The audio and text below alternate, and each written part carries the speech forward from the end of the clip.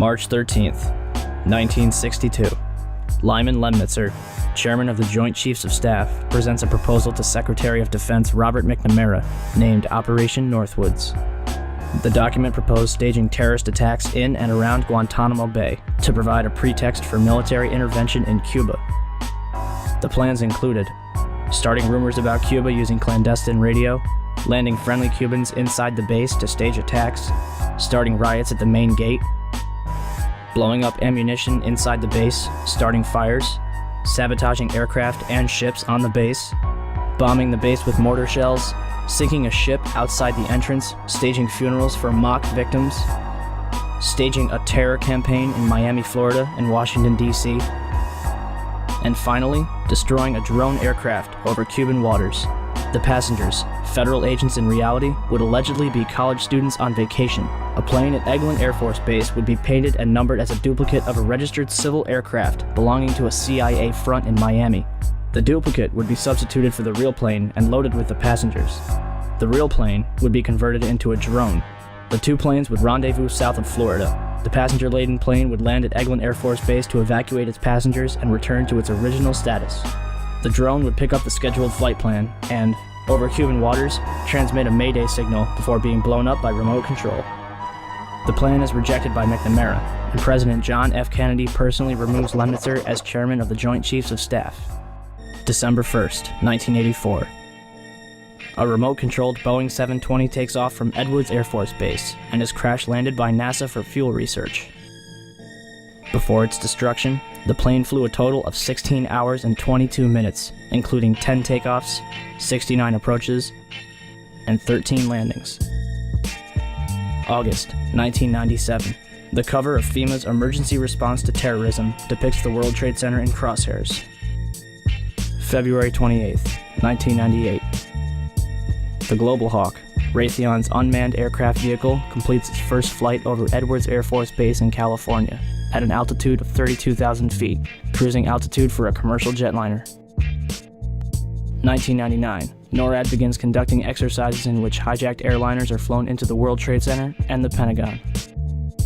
June 2000. The Department of Justice releases a terrorism manual with the World Trade Center in crosshairs.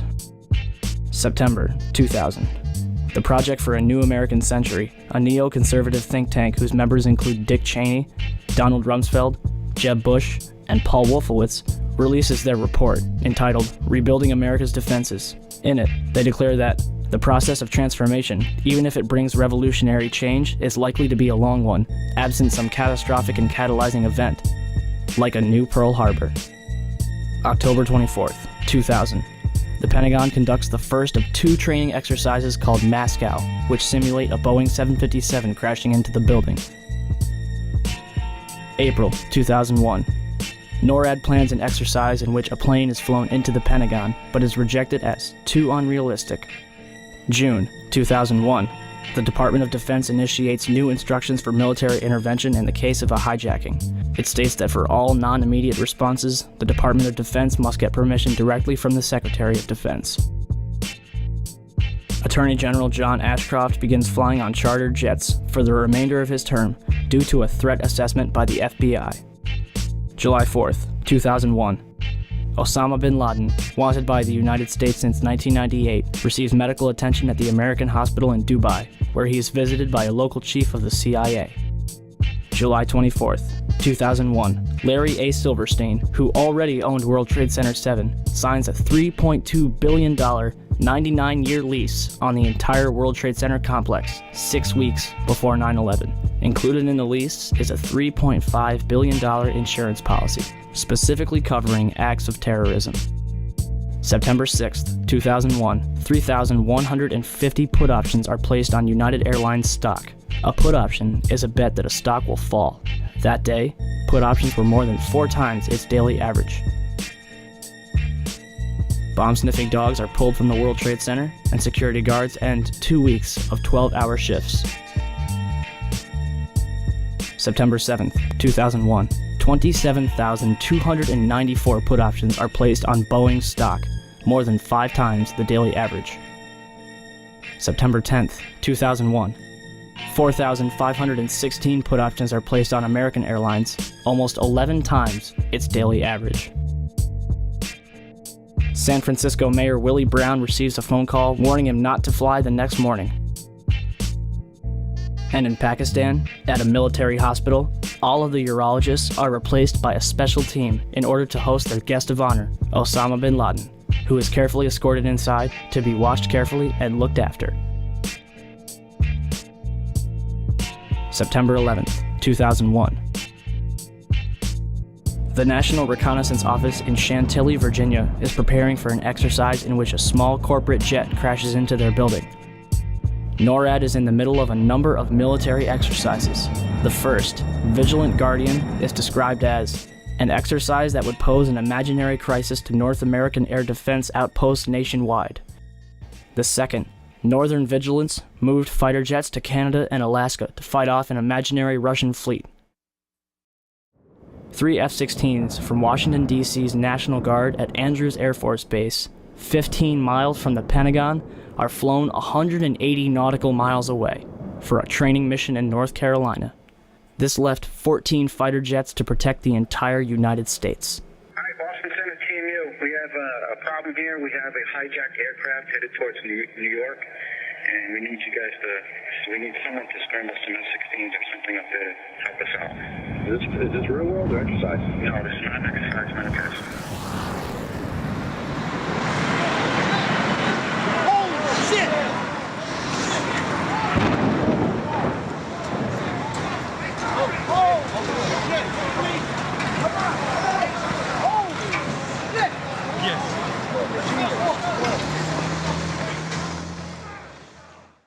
The first question I have is basically to get from you a sense of how you would rate the American media in their coverage of the events of the attack last September. Well, let's see. Shamefully is a word that comes to mind. This just in, you are looking at obviously a very disturbing live shot there. That is the World Trade Center, and we have unconfirmed reports this morning that a plane has crashed into one of the towers of the World Trade Center. But overall, the American journalism was cowed and intimidated by this massive flag sucking, this patriotic orgy. You know, if you criticize the president, it's unpatriotic and there's something wrong with you, you may be a terrorist. So in that sense, Hunter S. Thompson, there's not enough room for dissenting voices? Well, there's plenty of room. There's just not enough people are willing to take the risk. Jim, I don't know whether we've confirmed that this was an air crash, or to be more specific, some people said they thought they saw a missile. There was definitely a blue logo. It was like a circular logo on the front of the plane. It definitely did not look like a commercial plane. I didn't see any windows on the sides. Mark, if what you say is true, those could be cargo planes. You said you didn't see any windows in the side? I didn't see any windows on the side. It was not a normal flight that I've ever seen at an airport. It was a plane that had a blue logo on the front, and it did not look like it belonged in this area. It's just sort of a herd mentality, a lemming-like mentality. If you don't go with the flow, you're anti-American and therefore a suspect. This is as close as we can get to the base of the World Trade Center. You can see the firemen assembled here, the police officers, FBI agents, and you can see the two towers. A huge explosion now raining debris on all of us. We better get out of the way.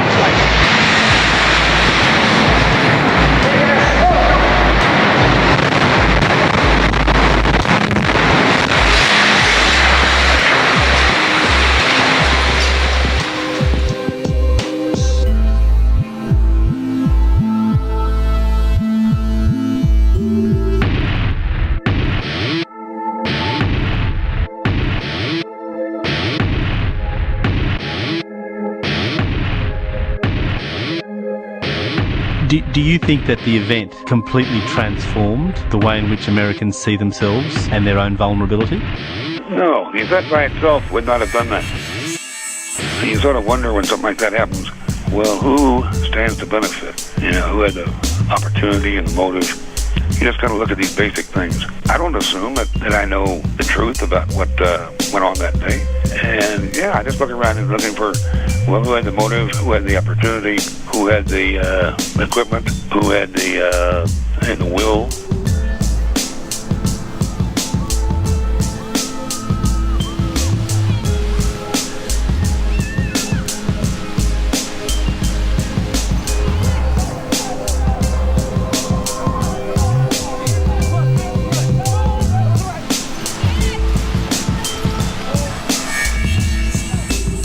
I spent enough time on the inside of, well, the White House, and I've been in, campaigns, and I've known enough of the people who do these things to know that the public version of the news of an event is never really what happened. And these people, I think, are willing to take that even further.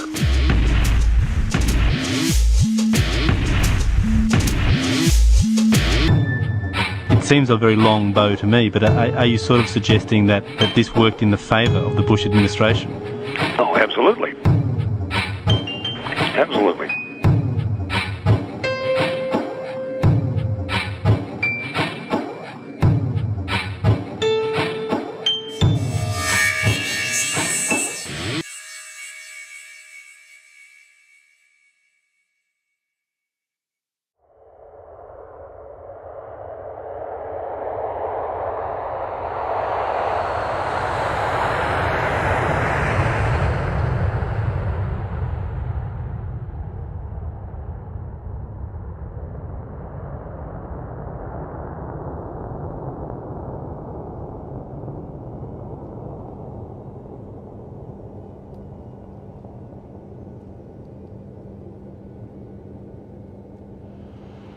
(9:38), Arlington, Virginia.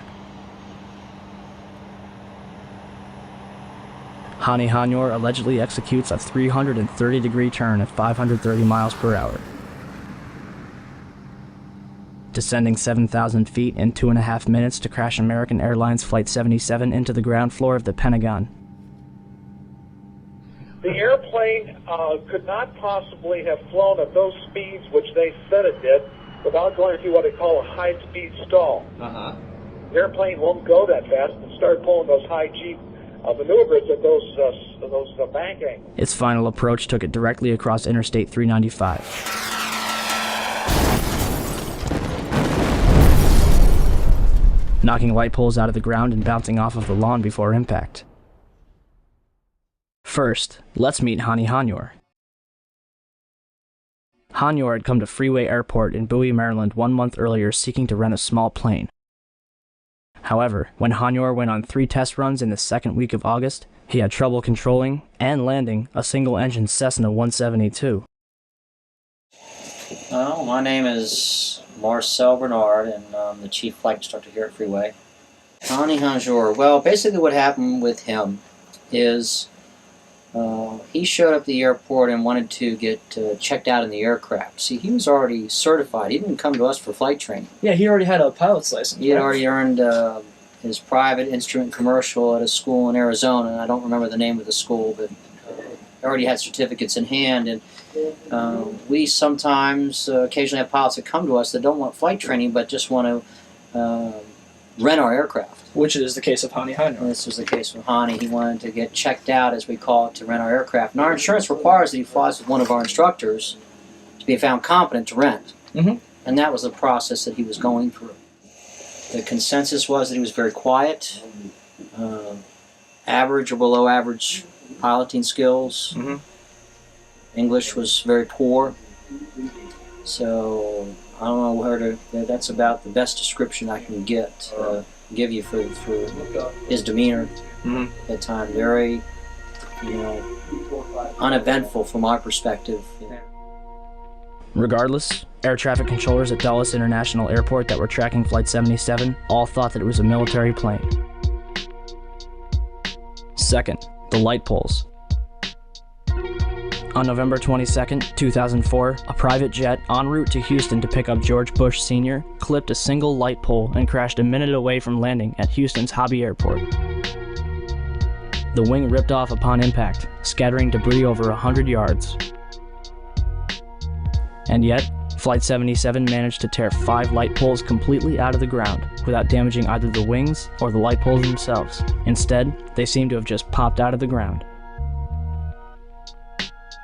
Third, you only have to look at the photos from that day to realize that whatever hit the Pentagon did not bounce off the lawn. If Flight 77 had crash landed and skidded into the Pentagon, it would have looked like this.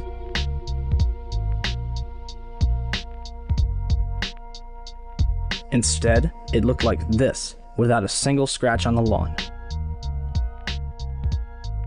Fourth, why is there absolutely no trace of Flight 77? The official explanation is that the intense heat from the jet fuel vaporized the entire plane. Indeed, from these pictures, it seems that there is absolutely no trace of a Boeing 757. But if the fire was hot enough to incinerate a jumbo jet, then how can investigators identify 184 out of 189 people found at the Pentagon?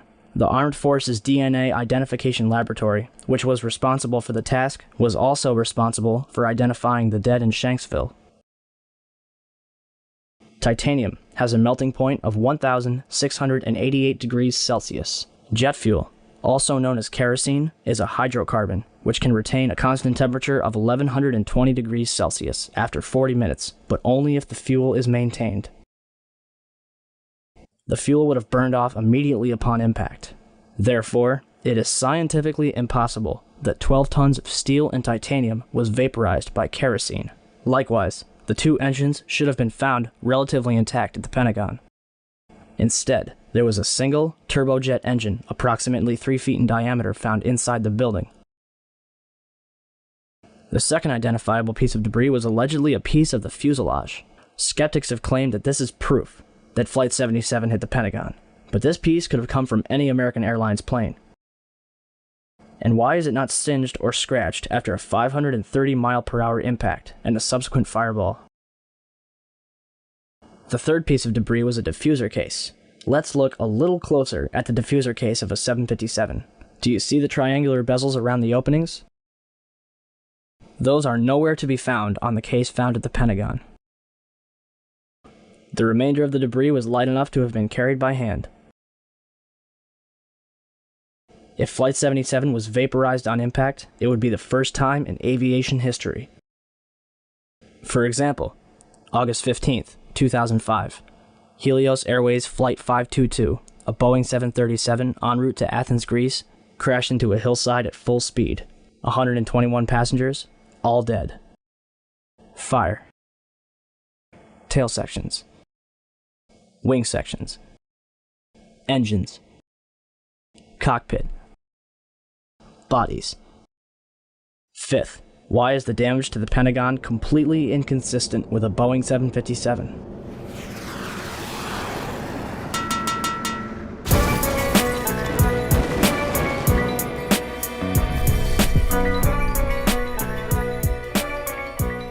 These photos were taken before the roof of the outer ring had collapsed. The only damage to the outer wall is a single hole, no more than 16 feet in diameter. A Boeing 757 is 155 feet long, 44 feet high, has a 124-foot wingspan, and weighs almost 100 tons. Are we supposed to believe that it disappeared into this hole without leaving any wreckage on the outside? Why is there no damage from where the wings, or the vertical stabilizer, or the engines would have slammed into the building? Remember how big the engines were?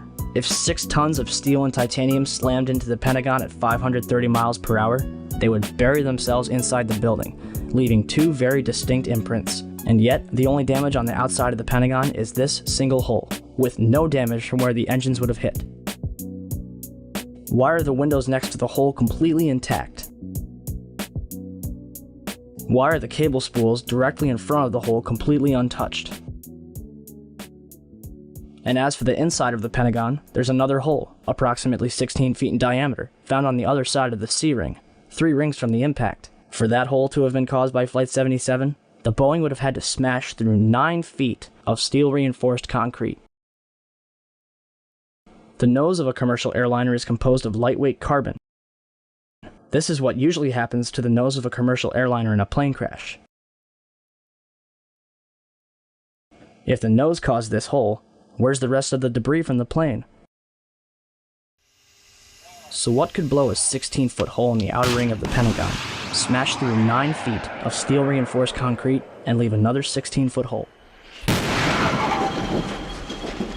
A cruise missile. This is what Slobodan Milosevic's residence in Belgrade looked like after a Tomahawk cruise missile had hit it. See any similarities?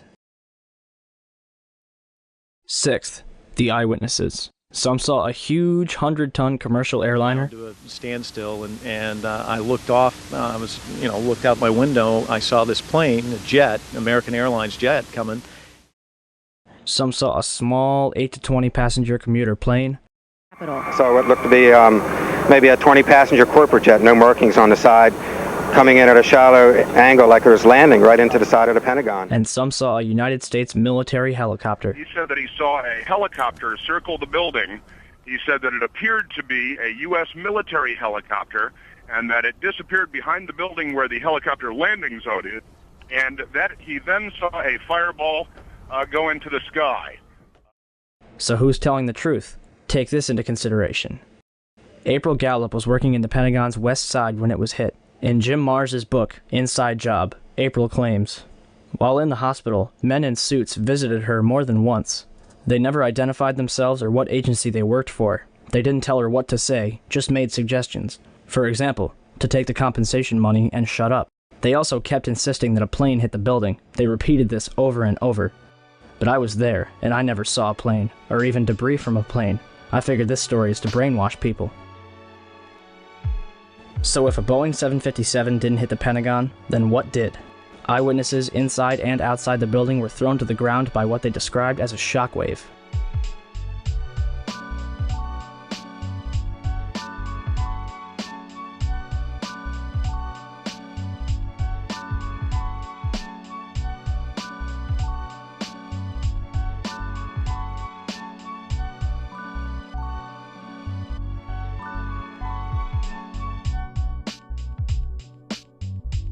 Even the Sheraton Hotel, 1.6 miles away, was rocked by the blast. A number of military personnel at the Pentagon specifically mentioned smelling cordite.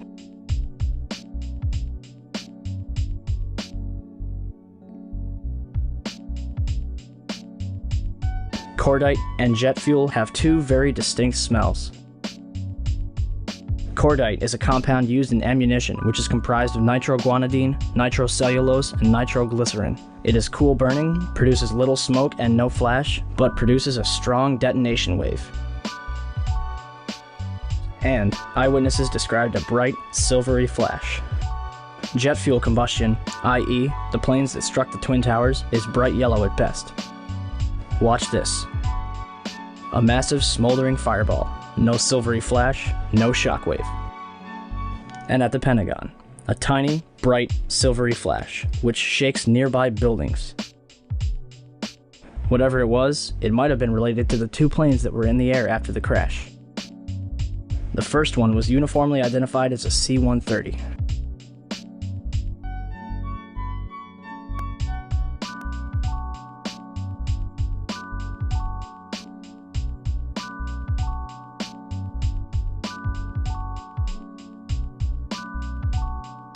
The second plane was an unmarked white plane flying over Washington, D.C.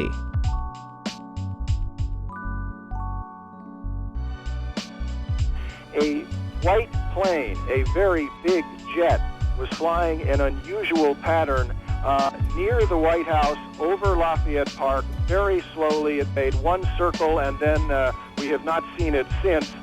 But again, it's only speculation, but most people say that since flights have been cleared from U.S. airspace and it was a totally white plane, looked unusual to all of us, that it was a government plane of some kind.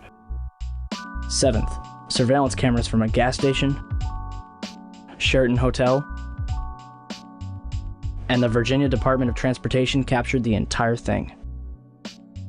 However, the FBI was there within minutes to confiscate the tapes, including a warning for the employees not to discuss what they had seen.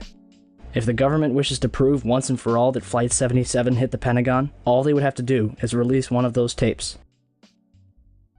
Instead, they released 5 frames from a camera across the heliport, even though none of them show a 757.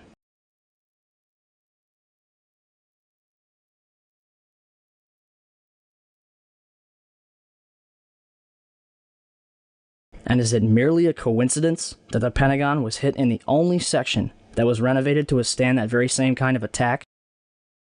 And that Donald Rumsfeld was safe in his office on the opposite end of the building? If the government has nothing to hide, why are they so afraid to answer a few questions or release a few videos?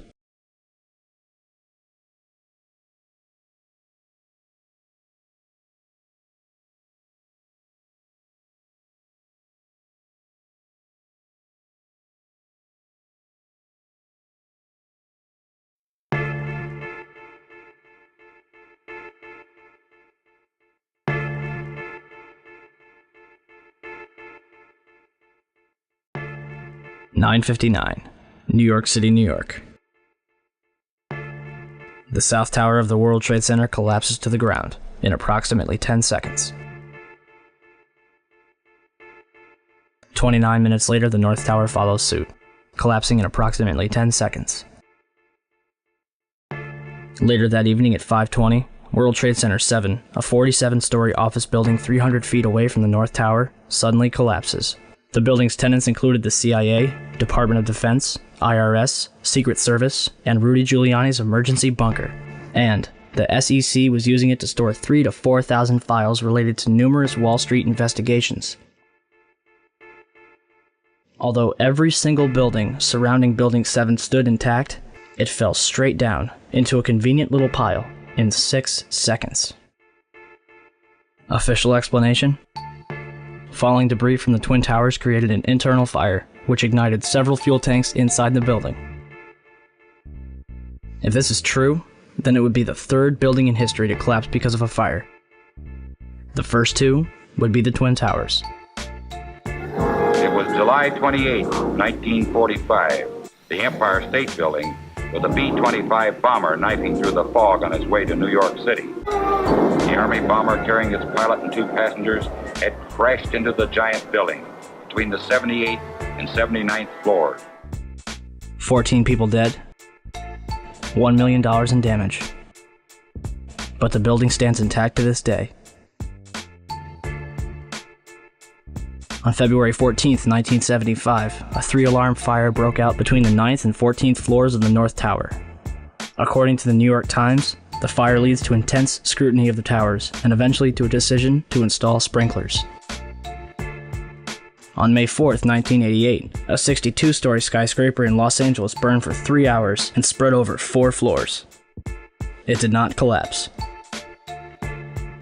On February 23rd, 1991, a 38-story skyscraper in Philadelphia, built in 1973, burned for more than 19 hours and spread over 8 floors.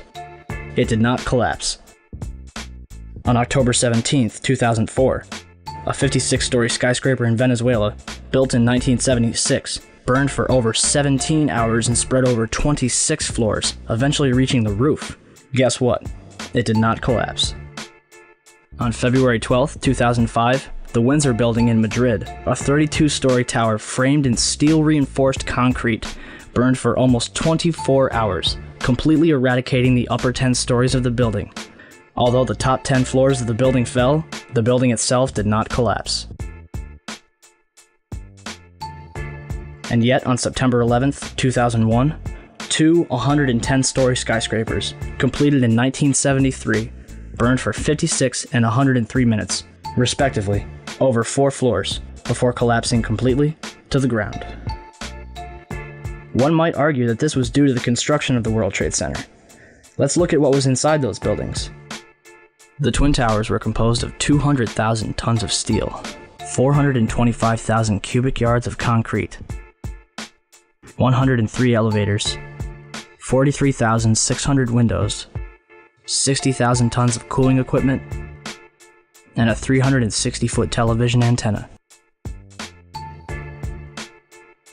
The core of each tower was 87 by 133 feet, comprised of 47 box columns 36 by 16 inches thick.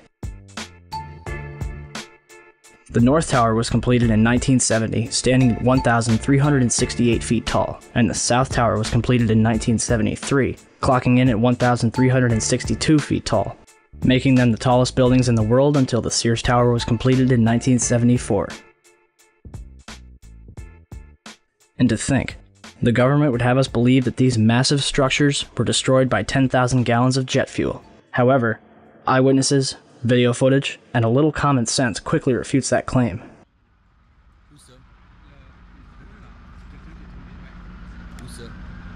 The second plane hits the south tower between the 78th and 82nd floors at 9:03 a.m.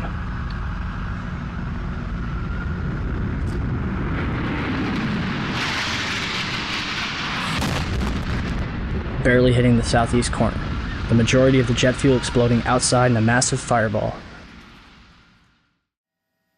Yet, this tower collapses first, even though the north tower was hit straight on and had already been burning for 18 minutes longer. Galileo's law of falling bodies calculates the time in which an object will travel a certain distance in complete freefall. The south tower was 1,362 feet tall. 1362 equals 16.08 times 84.7, or 9.2 seconds.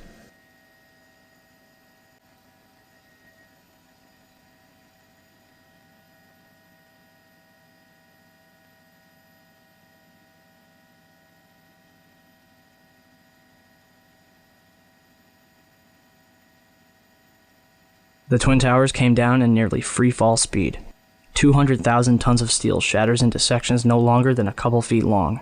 425,000 cubic yards of concrete is pulverized into dust. Thousands of lives are extinguished instantly. So what brought down the World Trade Center? Let's ask the experts. Van Romero, Vice President for Research at New Mexico Institute of Mining and Technology. My opinion is, based on the videotapes, after the airplanes hit the World Trade Center, there were some explosive devices inside that caused the towers to collapse. The collapses were too methodical to be a chance result of airplanes colliding with the structures. 10 days later, certainly the fire is what caused the building to fail. Why would Romero change his mind so suddenly? Hyman Brown, civil engineering professor and the World Trade Center's construction manager.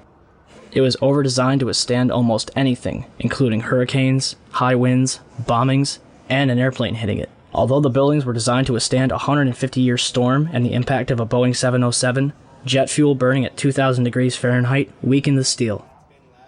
Kevin Ryan, Underwriters Laboratories, the company that certified the steel that was used in the World Trade Center, in a letter to Frank Gale of the National Institute of Standards and Technology.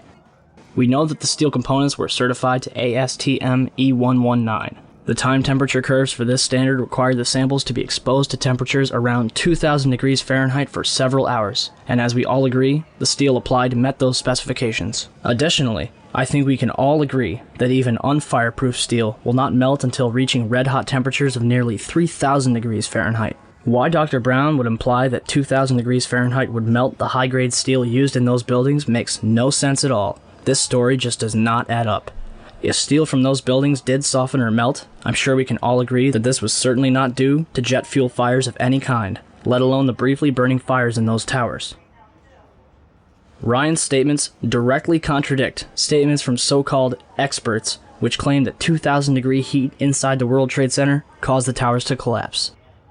Days after writing this letter, Kevin Ryan was fired from his position. Not even the experts agree with each other. So what else could have caused the Twin Towers in Building 7 to collapse? 10 o'clock Eastern Time this morning, just collapsing on itself. The second building that was hit by the plane has just completely collapsed. We have no idea what caused this. Almost looks like one of those planned implosions. As if a demolition team set off. When you see the old demolitions of these old buildings, it folded down on itself and it is not there anymore. If you wish to bring anybody who's ever watched a building being demolished on purpose knows that if you're going to do this, you have to get at the under infrastructure of a building and bring it down. We heard another explosion, and I'm assuming that's the one that came from the lower level, since there were two. And I said, right, because it was like 18 minutes apart. Well, this is the first explosion, and there was a second explosion in the same building. There were two explosions. Okay. Federal agencies that were down there do believe that there was some sort of explosive device somewhere else besides the planes hitting. NBC's Pat Dawson is close to the scene of that attack. Pat? Just moments ago, I spoke to the chief of safety for the New York City Fire Department. Chief Albert Turry, he received word of the possibility of a secondary device, that is another bomb going off. He tried to get his men out as quickly as he could, but he said that there was another explosion which took place. And then an hour after the first hit here, with the first crash that took place, he said, there was another explosion that took place in one of the towers here. He thinks that there were actually devices that were planted in the building. The second device he speculates, was probably planted in the building. There were 2 or 3 similar huge explosions, and the building literally shook. You literally shook at the base of this building. First one and then the other, some say after secondary explosions. A big explosion happened. All of a sudden the elevator blew up, smoke. I dragged the guy out, his skin was hanging off, and I dragged him out and I helped him out of to the ambulance. Just get out of the tunnel and the blue. The subway tunnel? Yeah. Collapsed. 5 blocks from the World Trade Center. And we were standing here when there was some sort of collapse or explosion. Do you know if it was an explosion or if it was a building collapse? To me, it sounded like an explosion. When I try to save people, in the moment we heard a big explosion coming down. Everything just went black. Everything came down, glass started popping. People got hurt, stuff went on top of them, and it was a big explosion and everything got dark, real dark, like snow. The FBI is here, as you can see. They had roped this area off. They were taking photographs and securing this area just prior to that huge explosion that we all heard and felt. At 10:30, I tried to leave the building, but as soon as I got outside, I heard a second explosion and another rumble and more smoke and more dust. I ran inside the buildings, the chandelier shook, and again, black smoke filled the air. Within another 5 minutes, we were covered again with more silt and more dust. And then a fire marshal came in and said we had to leave because if there was a third explosion, this building might not last. Ginny Carr was attending a business meeting on the 36th floor of One Liberty Plaza, across the street from the World Trade Center, and caught the entire first attack on tape. A second explosion can be heard 9 seconds after the crash.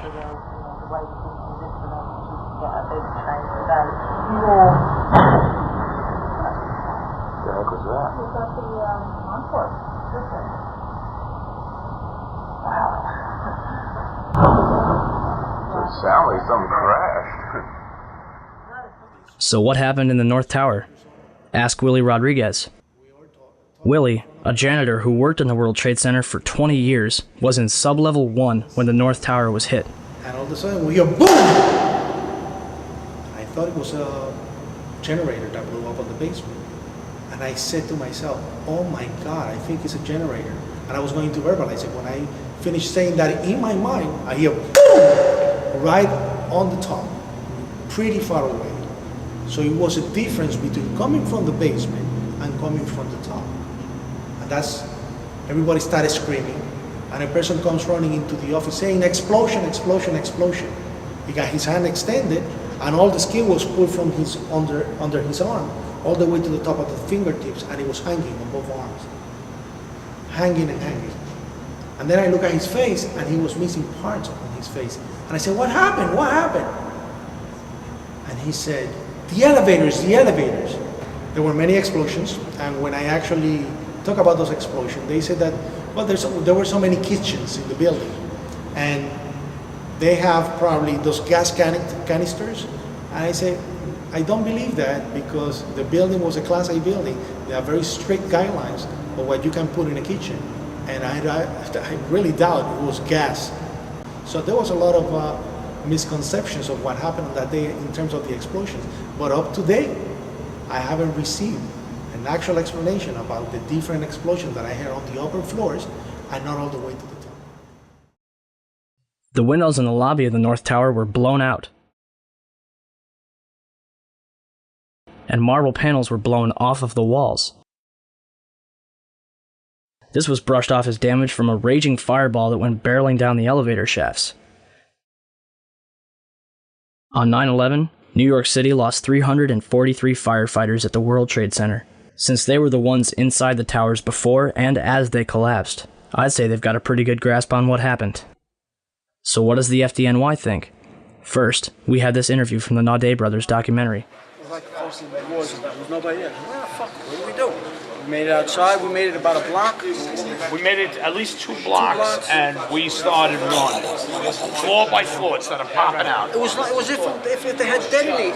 Yeah, if they were planned to take down a building. Boom, boom, boom, boom, boom, boom, boom, boom. All the way down. I was watching it and running. Just ran up West And then you just sort of this cloud of shit chasing you down. Couldn't outrun it. Couldn't outrun it. In these interviews, numerous members of Engine 7 described explosions preceding the collapses, not to mention the damage to the lobby of the North Tower. I heard a loud boom. And my first thing, I was right at the desk there on the left-hand side when you come into Tower 1.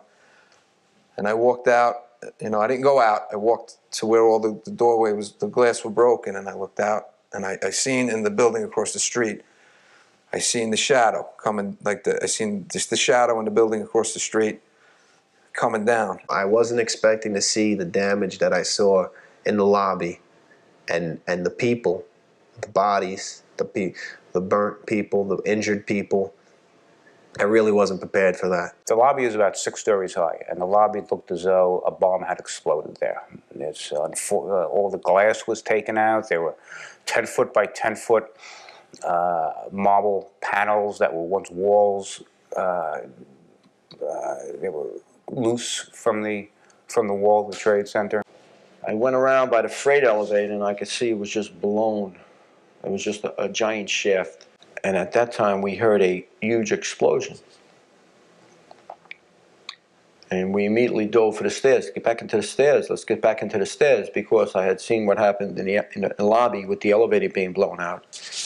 I said, if there's another explosion, what I feared, I never in a million years feared those buildings coming down. Never. I did fear secondary explosion or possibly a second plane. For more than a year, the Port Authority blocked the release of a tape of firefighters' transmissions from the World Trade Center on 9/11. In November 2002, the tape was finally released to the New York Times and other news outlets. Why did it take so long to get the tape released? I got an eyewitness who said there was an explosion on floor 7-8. 7-8. We just had another explosion.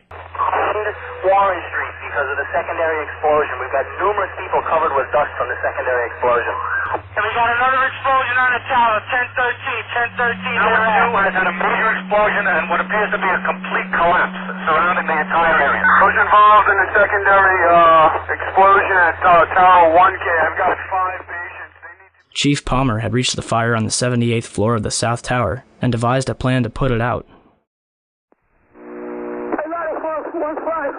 We got 2 isolated pockets of fire.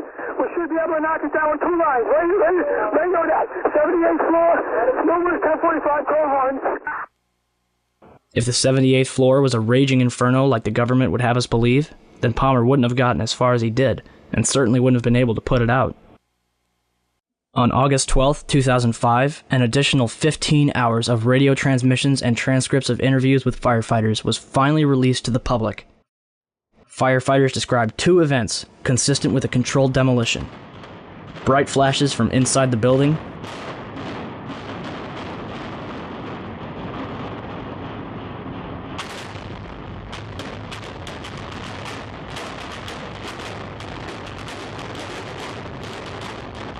and a number of crackling sounds before the buildings collapsed.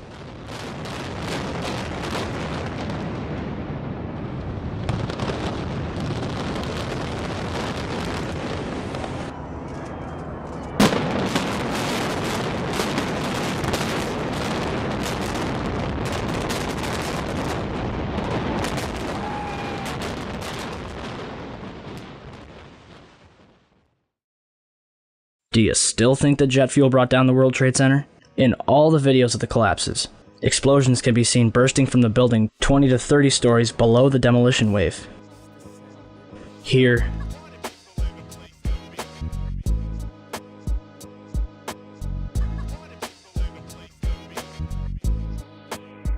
here,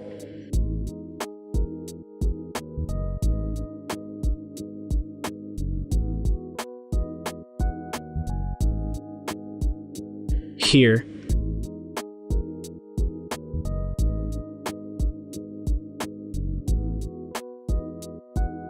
here,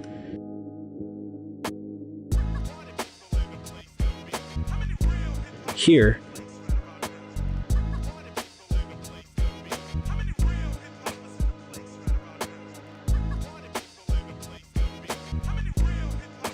and here. You're probably asking, if there were bombs in the building, how would they get in there without anyone noticing? Daria Cord, a guard in the North Tower, told Newsday that security detail was working 12-hour shifts for 2 weeks before 9/11, but on Thursday the 6th, bomb-sniffing dogs were abruptly removed from the building. So who authorized all this? President Bush's brother, Marvin, was board of directors at Securicom from 1993 until fiscal year 2000. Securicom, now known as Stratesec, is an electronic security company backed by Kuwait American Corporation, which provided security for United Airlines, Dulles International Airport, and from the early 1990s up to the day of 9/11, the World Trade Center. Marvin is also the former director at HCC Insurance Holdings, which insured parts of the World Trade Center on 9/11. More information on this was supposed to be disclosed and never was. To date, the SEC has not revealed what they have learned. If only we could examine the debris from the World Trade Center and figure out what happened. Unfortunately, Mayor Giuliani began shipping the remains off to recycling yards overseas before investigators could even examine it.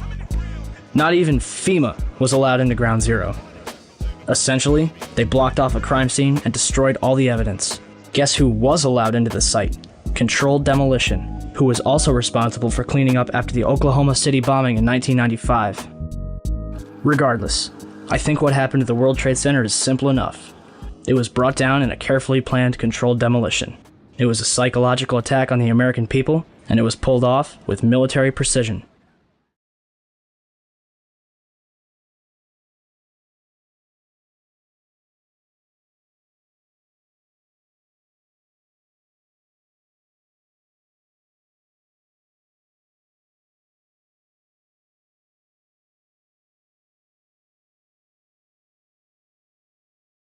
"10:06 a.m., Shanksville, Pennsylvania.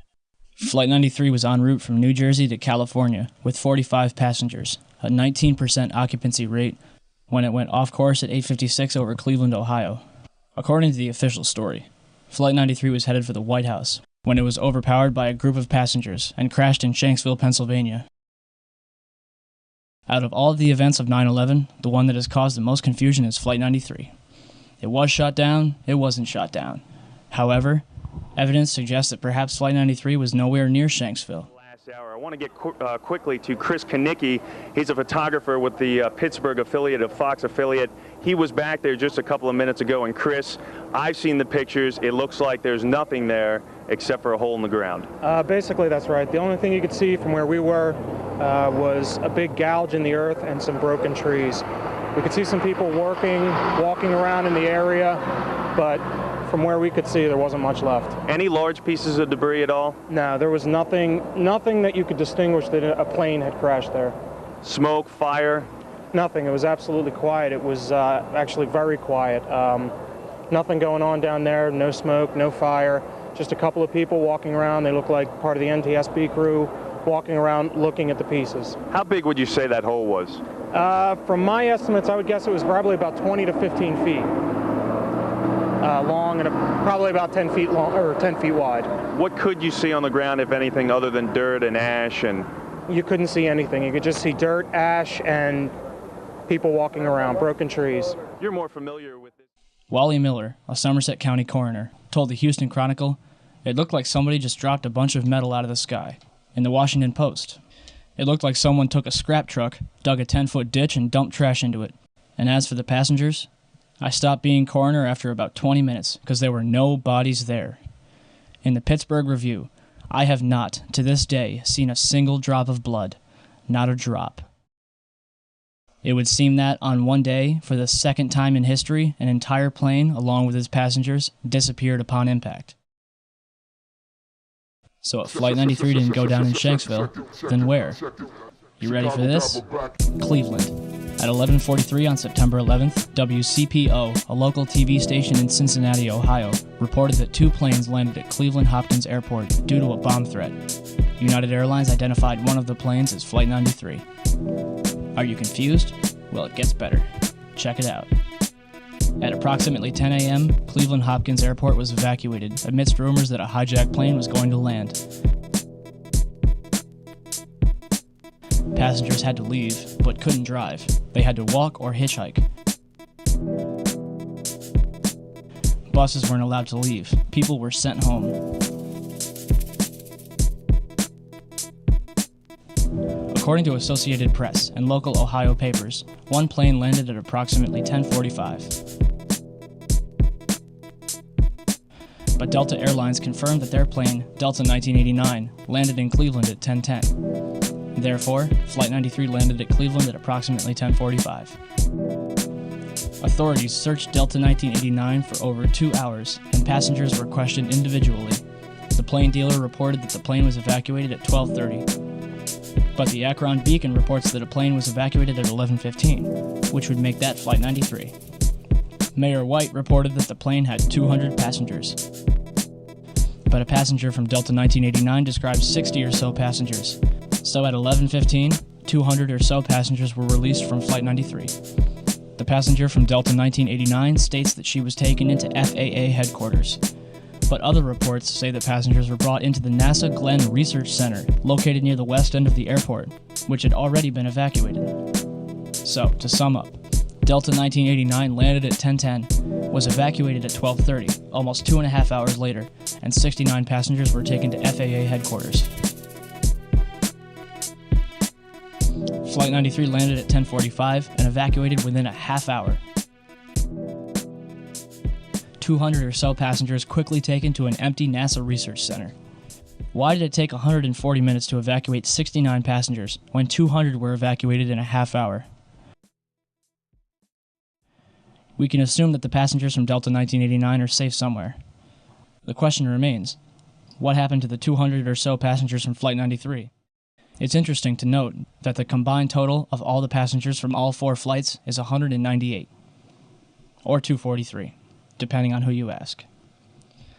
We may never know what really happened to Flight 93, but we do know what didn't happen.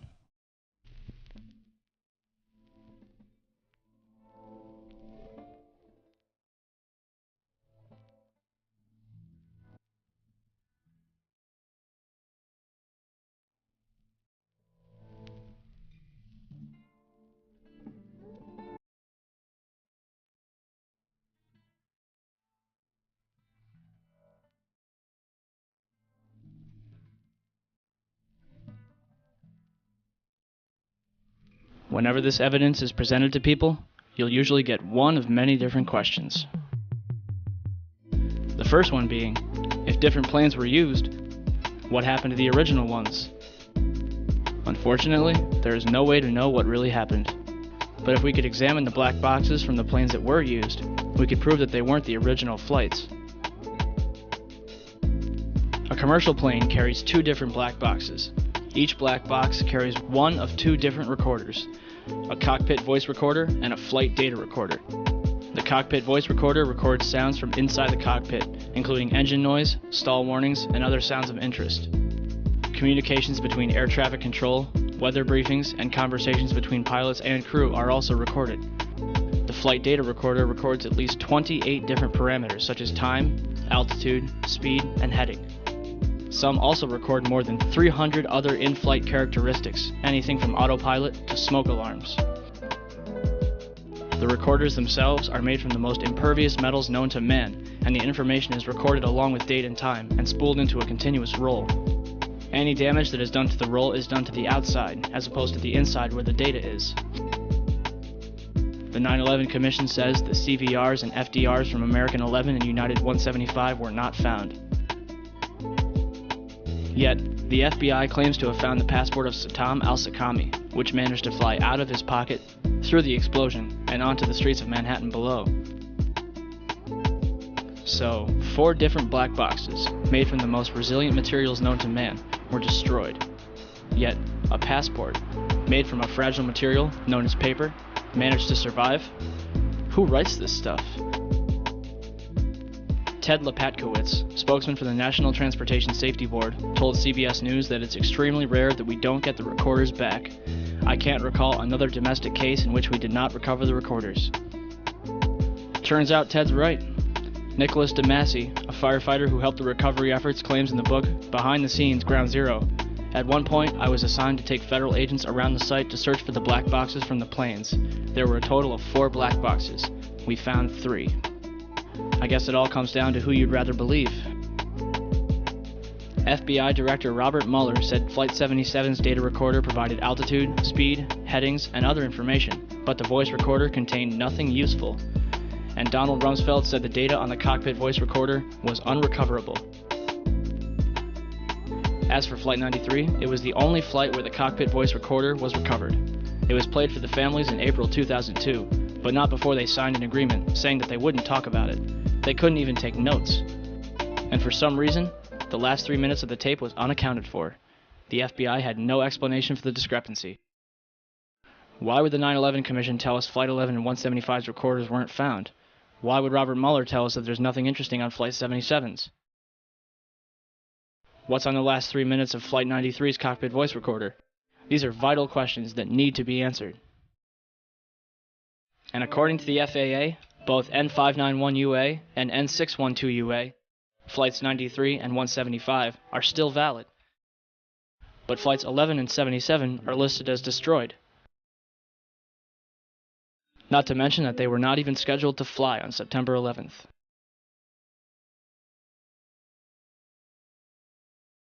Next, what about the cell phone calls? For starters, the calls themselves are extremely peculiar. Most of them are only a couple sentences long before the callers end the conversation, only to call back later. Flight attendant Betty Ong allegedly placed a call from Flight 11. According to the 9/11 Commission, although the conversation lasted 23 minutes, only 4.5 minutes was recorded. I can hear you. Sure. What is your name? Okay, my name is Betty Ong. I'm number 3 on Flight 11. Okay. And the cockpit is not answering their phones. And there's somebody stabbed in business class, and we can't breathe in business class. Somebody's got mace or something. Okay. Our number 1 got stabbed. Our purser is stabbed. Nobody knows who stabbed who, and we can't even get up to business class right now because nobody can breathe. Our number 1 is stabbed right now. Okay. And our number 5, our first class passengers, our first class galley flight attendant, and our purser has been stabbed. And we can't get to the cockpit. The door won't open. Does Miss Ong sound like a woman on a hijacked plane who just saw 3 people murdered? Why is nobody in the background screaming? Flight attendant Madeline Sweeney allegedly talked with her ground manager Michael Woodward for 25 minutes. She describes 4 hijackers. The FBI says there were 5. She says the hijackers were in rows 9 and 10. The FAA says they were all in row 8. A man claiming to be Mark Bingham called his mother Alice, who is visiting his sister-in-law. The caller says, "Mom, this is Mark Bingham. When was the last time you called your mother and used your full name? I just want to tell you that I love you. I'm on a flight from Newark to San Francisco, and there are 3 guys on board, and they have taken over the plane, and they say they have a bomb. I'm calling you from the airphone." And then, "You believe me, don't you, Mom?" "Yes, Mark, I believe you. Who are these guys?" Then he was interrupted by someone who was speaking in a low-toned male voice, speaking what sounded like English. After 30 seconds of muffled sounds, the caller repeats, "I'm calling you with an airphone." His mother asks him again, "Who are these guys?" After another pause, he returns and asks again, "You believe me, don't you, Mom?" There was another pause, and the phone just trailed off. But to be honest, none of that matters. Why? Because none of these calls could have possibly taken place. Key Dudney of Physics911.net conducted some research of his own. In an experiment called Project Achilles, he took a series of cell phones onto a Cessna 172 and flew up to 8,000 feet. At 4,000 feet, he had a 0.4 success rate. At 8,000 feet, he had a 0.1 success rate. For 32,000 feet, cruising altitude for a commercial airliner, he calculated a 0.006 success rate, less than 1 in 100th of a chance. Don't believe me? Even American Airlines has put their foot in the government's mouth. On July 15, 2004, passengers aboard a commercial American Airlines flight were able to send and receive calls from their cell phones as if they were on the ground, thanks to a cell station that was installed into the plane. It worked great. I called the office, I called my wife, I called a friend in Paris.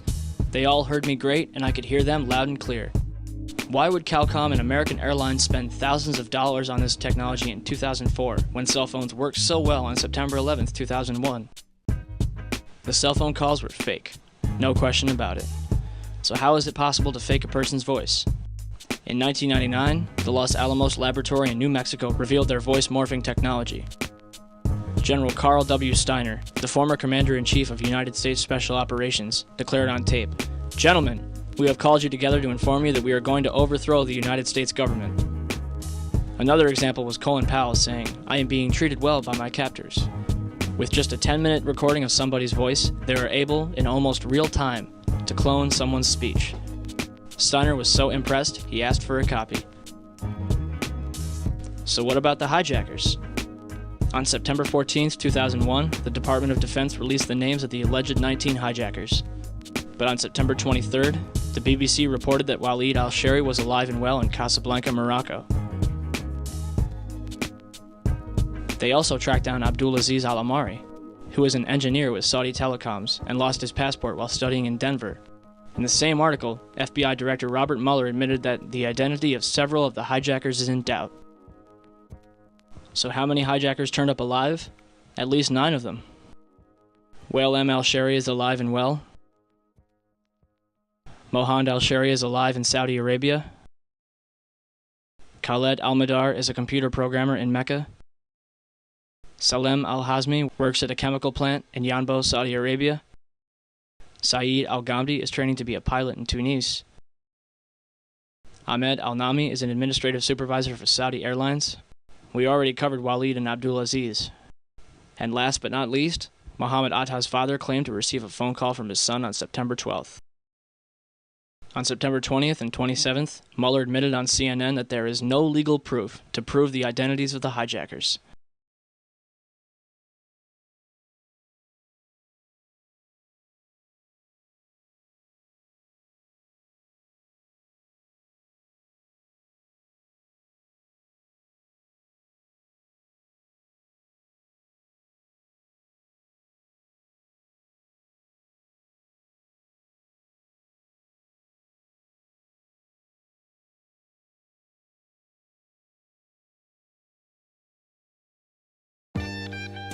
And now for the last question of all.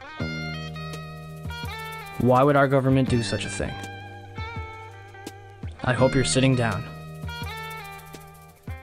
First, we have Larry Silverstein, the man who purchased the World Trade Center in July 2001. After September 11th, Silverstein demanded $7.2 billion from his insurers, claiming that each plane counted as a separate act of terrorism. However, on December 6, 2004, the courts only reward him with $2.2 billion. Then we have the put options that were placed on United Airlines, American Airlines, and Boeing. According to the San Francisco Chronicle, more than $2.5 million has remained unclaimed. As for 9/11 itself, Reuters reported that Comvar, a German computer company, is responsible for helping companies and accountants in New York restore their data from over 400 hard drives that were recovered from the World Trade Center's rubble. Comvar recovered information from 32 different computers that suggested insider trading took place on 9/11. Richard Wagner, an expert at Comvar. There is a suspicion that some people had advanced knowledge of the approximate time of the plane crashes in order to move out amounts exceeding $100 million. They thought that the records of their transactions could not be traced after the mainframes were destroyed. After their analysis, Comvar handed the results over to the FBI. Although the FBI was legally bound to investigate who was responsible, to date they have done no such thing. One of the world's largest gold depositories was stored underneath the World Trade Center. In 1993, the value of the gold was estimated at $1 billion, rumored to be owned by Kuwaiti interests. When the World Trade Center was destroyed, the amount of gold far exceeded the 1993 levels. The gold was finally recovered in its entirety in late 2001. Or was it? On November 1st, 2001, The Times Online reported that a large amount of gold was discovered in the wreckage of the World Trade Center. Mayor Rudolph Giuliani announced that more than $230 million was recovered from Ground Zero. However, the COMEX Metals Trading Division was storing gold bars for the Bank of Nova Scotia, Chase Manhattan Bank, the Bank of New York and Hong Kong, and Shanghai Banking, totaling $950 million, and that's just one company. Rumor has it that over $160 billion in gold was stored in the World Trade Center. So where did all the gold go? Remember the gold that was found in November 2001? Reuters reported that it was discovered in the back of a 10-wheel truck, along with several cars, in a delivery tunnel underneath World Trade Center 5. No bodies were recovered. As workers got closer to the gold, authorities began restricting access to Ground Zero, joined by FBI and Secret Service agents. One worker, directed away from the tunnel, told a reporter, "If I tried to go down there, they would have shot me." Heavy machinery operators and others worked under the watchful eye of more than 100 armed officers. So, let me get this straight.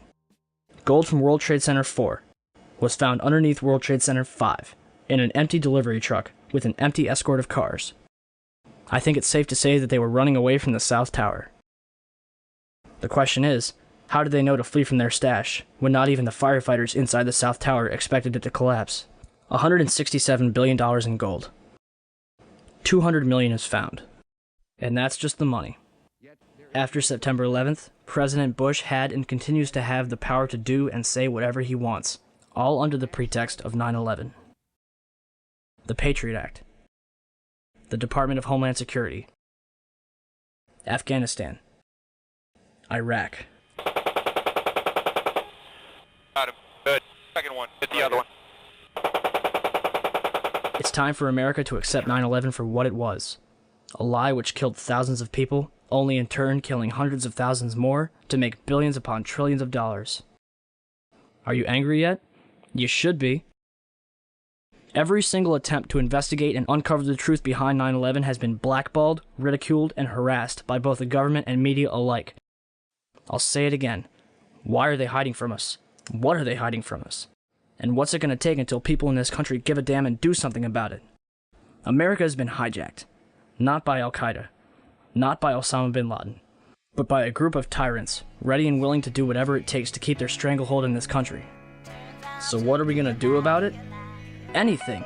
Share this information with friends, family, total strangers, hold screenings, conferences, whatever you have to do to get the word out. It's up to you. Ask questions. Demand answers. It may have started with the Easter Bunny or St. Nicholas. Even more ridiculous, a tooth fairy. From there we're forced to recite the pledge. Hail Mary, one nation under God.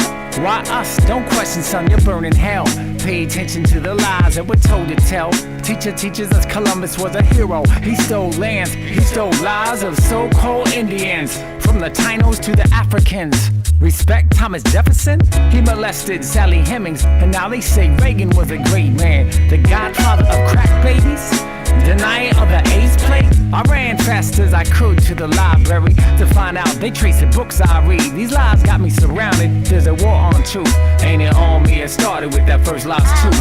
Lies, it's all lies. Everything they say. Lies, they keep telling lies. We hear them every day.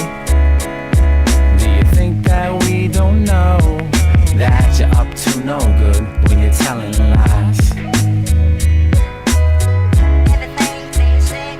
They say milk does a body good. How so? It causes disease. Don't trust me? Read about BGH and RGF1. The dairy industry has us drinking poison. Got milk? Better yet, how about? Got cancer? Got a sick prostate? And you're looking for answers, and why we trust the FDA to protect us. These mad cows are milking us all the way to the bank. From cell phones to pharmaceuticals. Children force vaccinations that carry plague and chemicals. Corporate thugs push drugs like evangelists push miracles. Monsanto, Bayer, Procter & Gamble. Fluoride in our water supply has got us all cockeyed. But still they lie, telling us it's for our own good. First used in Nazi prison camps, now it's in our hoods. Lies, it's all lies, everything they say. Lies, they keep telling lies.